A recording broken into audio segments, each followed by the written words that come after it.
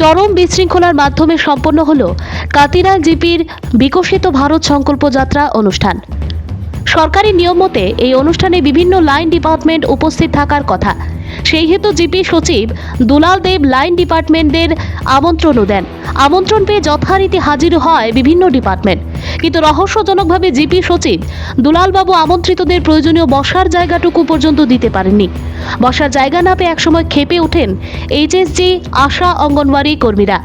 তারা বসার জায়গা না পেলে সভা শুরু করতে দেওয়া হবে না বলে চিৎকার শুরু করলে কিং কর্তব্য বিমূঢ় জিপি সভানেত্রী সুপর্ণা ভট্টাচার্যের প্রতিনিধি সুব্রত ভট্টাচার্য পরপর দুবার চেয়ারের ব্যবস্থা করলেও কাজের কাজ কিছুই হয়নি। সবার কাজ কোনো ক্রমে শুরু করা হলেও তখনও ঠাঁই দাঁড়িয়ে অনেক আমন্ত্রিত, ফলে সৃষ্টি হয় চরম বিশৃঙ্খলা।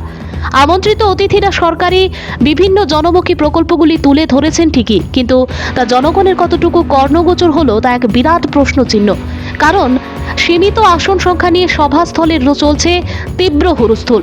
এক কথায় সচিবের অদূরদর্শিতার জন্য সরকারি এই দেধার টাকা ব্যয়ে বিকশিত ভারত সংকল্প যাত্রা অনুষ্ঠানের ফল অশ্বডিম্ব।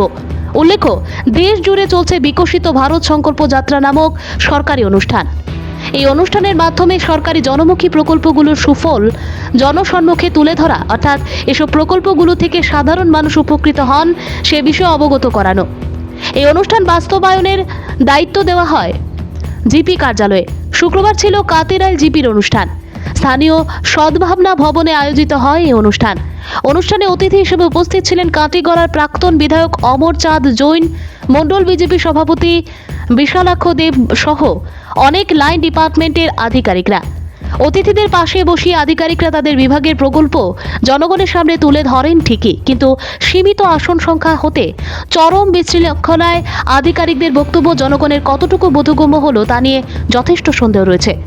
জনগণের উদ্দেশ্যেও সভায় জনগণই যদি কিছু শুনতে না পারে, বুঝতে না পারে, তবে সভা কিংবা সরকারি দেদার টাকা ব্যয়ে অনুষ্ঠানের নামে সরকারি টাকার আদ্যশ্রাদ্ধই হলো বলা যায়।